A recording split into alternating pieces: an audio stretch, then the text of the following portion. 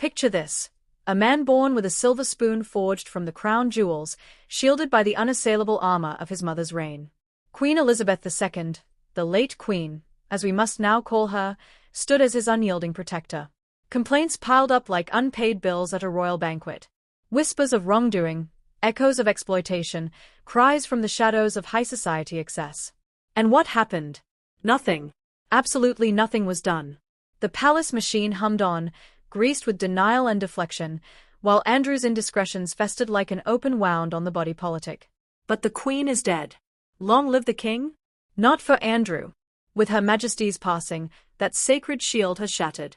Author Andrew Lownie, the investigative powerhouse behind books like The Mountbattens and A Very Private School, who has spent years dissecting the underbelly of aristocratic sleaze, lays it bare in no uncertain terms. His main protector, the Queen, is dead, Lownie declares. And now, the current royal family? They are sharpening their knives, scouting the sharpest curbs to hurl Prince Andrew under the bus. Not out of sudden moral awakening, mind you, but self-preservation. The firm, that cold, calculating corporation masquerading as a fairy tale, can't afford a loose cannon like Andrew tarnishing the new era under King Charles III. Why does this matter? Because it's not just about one disgraced duke, it's a microcosm of entitlement run amok. A man who hobnobbed with pedophiles like Jeffrey Epstein, who allegedly entangled himself in a web of sexual misconduct allegations, all while the British public footed the bill for his lavish lifestyle. We're talking millions in security, properties that could house a small village, and a title that screamed untouchable. Until now. In this video, we're not here to tiptoe around the palace PR spin. No, we're going to critically eviscerate Prince Andrew's legacy, layer by layer, scandal by scandal, using Lownie's razor-sharp insights as our scalpel. We'll unpack how the Queen's protection enabled his impunity, how nothing was done despite the mounting evidence, and why the royals are now circling the wagons to sacrifice him on the altar of relevance. This isn't gossip, it's accountability overdue by decades. Buckle up, because by the end, you'll see Andrew not as a tragic figure, but as the architect of his own tabloid tomb, a cautionary tale of what happens when privilege meets perversion unchecked. Let's start at the rotten core, the Queen's unyielding protection. Andrew Lownie doesn't mince words, he eviscerates the myth of royal benevolence. For years, the Duke of York operated in a bubble of maternal indulgence, where complaints about his behavior weren't just ignored, they were incinerated before they could singe the family tapestry. Think back to the early whispers, the arms deals in the 1980s, where Andrew, fresh from the Falklands, leveraged his uniform for multimillion-pound contracts with dubious Saudi princes. Ethical lapses? Mere footnotes in the court circular.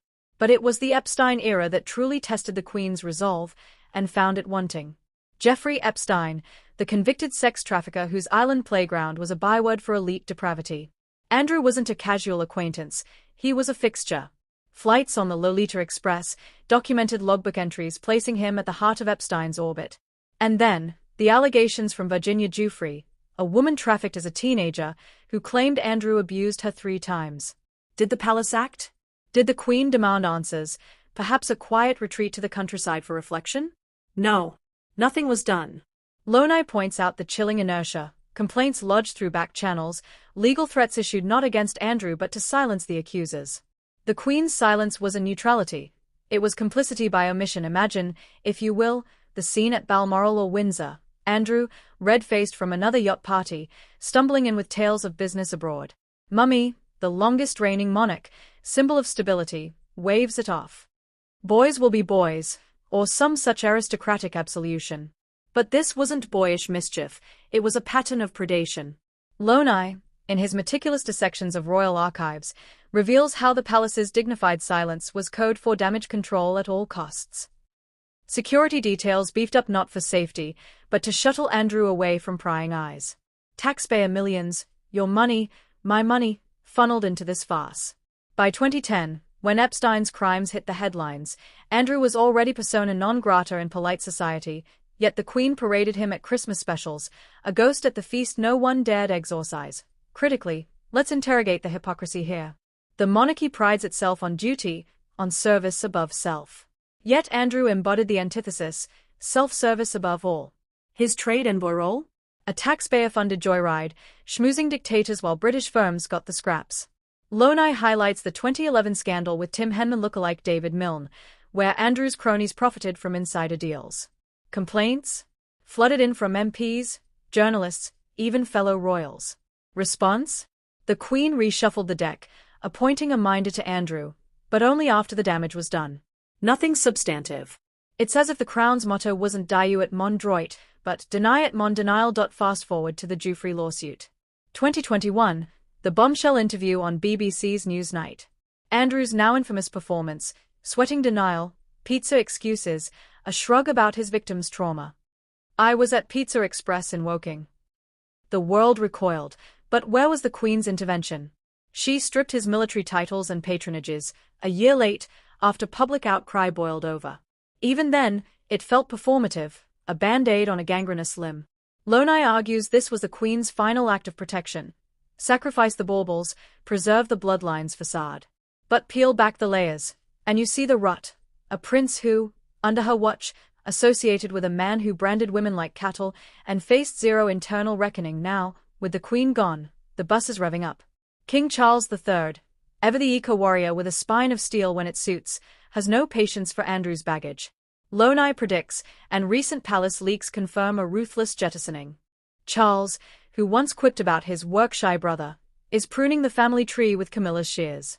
No more Sandringham invitations, no quiet allowances from the Duchy of Lancaster. So, there you have it, Prince Andrew, unmasked and unmoored. From the Queen's ironclad shield, where complaints evaporated like morning mist on the Thames, to the current clan's calculated cull. Andrew Lownie's words ring prophetic. His main protector, the Queen, is dead. And in her absence, nothing stands between Andrew and the bus. Not affection, not tradition, just the cold calculus of survival. We've dissected the delusions. A prince who mistook crown for condom, Epstein for entrepreneur, complaints for confetti. Nothing was done because the system was designed for stasis, not scrutiny. But now, as the royals reposition for relevance, Andrew's the first to go, thrown under the wheels not for the victim's sake, but to salvage the spectacle. Critically, this saga indicts more than one man. It arraigns an institution allergic to accountability. Will Charles follow through, stripping titles, estates, illusions?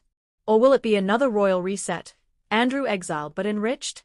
Only time, and our vigilance, will tell. What do you think?